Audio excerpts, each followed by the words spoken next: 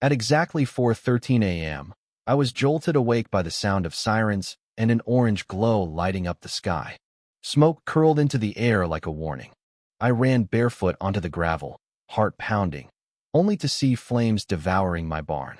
But the fire wasn't what brought black SUVs, half the local police force, and federal agents tearing across my property. It was what had been inside. What Lisa Calloway, my neighbor from hell, didn't know when she poured gasoline across my field was that she hadn't just torched a barn. She had just set fire to a federally protected K-9 training facility, a covert unit hidden behind weathered wood and rustic charm, designed to look like just another aging farm building. Lisa didn't like the view from her kitchen window. That's all this was about. For 2 years, since I bought this neglected piece of land on the edge of our neighborhood, she'd treated me like I was some sort of infection that needed to be cleansed. Clipboard in hand, she stalked the sidewalk, filed bogus complaints, and posted rants in community forums. I ignored her, rebuilt the barn by hand, kept the grass trimmed. But Lisa wasn't angry about noise or aesthetics. She was furious about one thing: control. She couldn't stand that I did what I wanted without her approval. A year ago, a friend in federal law enforcement approached me. They needed a quiet, private location to launch a classified K-9 program. Minimal visibility. Absolute secrecy. I laughed at first, but it was perfect. After months of vetting, contracts, and more NDAs than I could count, the barn became a fortress. Reinforced interiors, climate-controlled kennels, surveillance wired into every corner. From the road, it looked like hay bales and old tractors. Inside, it was something else entirely. We kept it discreet. No logos, no markings. Dogs rotated during odd hours. Handlers moved in unmarked vehicles. It was working until Lisa decided the barn was unsightly and had to go. She began escalating. Called city inspectors weekly. Tried to follow a federal truck until it turned into the sheriff's station, and she panicked. At an HOA meeting, she announced that the barn was dragging down property values and should be demolished. People laughed. That should have been the end of it. But Lisa didn't let things go. She festered. 2 nights before the fire, I caught her creeping near the barn with a flashlight. She shrieked something about rats and stormed off. I reported it, of course, but the feds thought she was harmless. No one imagined she'd commit arson. Yet here we were. The security system triggered instantly. Steel doors slammed shut inside the barn. Sprinklers activated. And as I stood in disbelief, Lisa, dressed in a nightgown and dragging a half-empty gas can, was slipping in wet grass, trying to escape. Too late. Vader, a Belgian Malinois trained for SWAT-level takedowns, sprinted through the smoke and slammed her into the dirt. The scream that tore from her throat could have cracked windows. Federal agents swarmed. She was handcuffed, screaming about community rights and illegal dog prisons. But she wasn't just being arrested. She was triggering a federal investigation. That fire didn't just torch a barn. It activated national security protocols. The next morning, investigators arrived before dawn. Lisa, freshly bailed out and wearing a floral sundress, marched up with a clipboard, announcing herself as acting HOA president. She tried to oversee the investigation. The lead agent listened for 30 seconds, then turned her away. She didn't get the message. She later ambushed a younger agent who turned out to be a senior official with Homeland Security.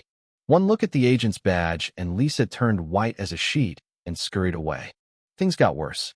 Investigators found melted gas cans with Lisa's initials still visible. Surveillance footage captured her approaching with lighters. Even worse, they uncovered months of covert spying. Her decorative birdhouses held hidden cameras. She'd installed disguised tech on lampposts, even placed a drone inside a toy airplane parked near my fence.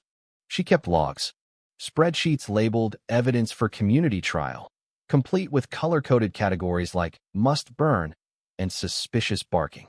One entry flagged me watering my lawn. She labeled it possible illegal irrigation, potential underground pipe smuggling. If she weren't committing felonies, it would have been comedy gold. But it wasn't funny. Not to the federal government. Her entire surveillance network was unsecured. Passwords like Lisa123. They downloaded terabytes of footage and chat logs enough to show she'd been building her little crusade for over a year. And then came the real bombshell: HOA corruption. Fines she issued had no legal basis. Her violation notices were made up. Several board members admitted she pressured them into going along, even holding meetings where they discussed ways to force me out. She'd been siphoning dues into a private fund to cover her legal antics and host neighborhood cocktail parties. Everyone had been paying for her personal vendetta. The neighborhood exploded. Emergency meetings turned into shouting matches. Lisa's house was plastered with signs demanding she resign. Someone hosted a Goodbye Lisa block party, complete with a barbecue grill shaped like a jail cell. Meanwhile, Lisa faced real charges: arson, destruction of federal property, obstruction, unauthorized surveillance, and yes, espionage. Her defense? That she didn't know it was a government building. That didn't hold up. Signage, video evidence, and prior warnings sank that argument in seconds. During her court hearing, she wore an oversized blazer and looked like she hadn't slept in weeks.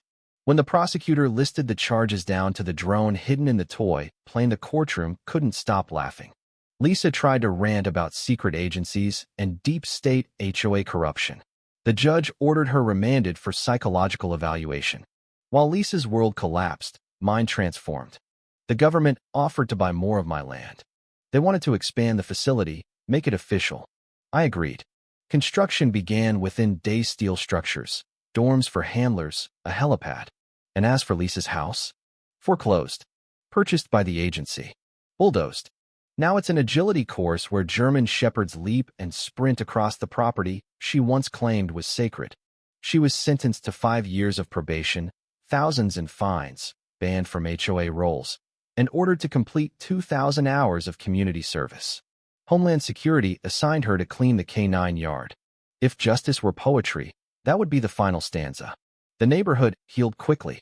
Without her drama, people came together again. Fences came down. Barbecues returned. Kids played without someone calling code enforcement.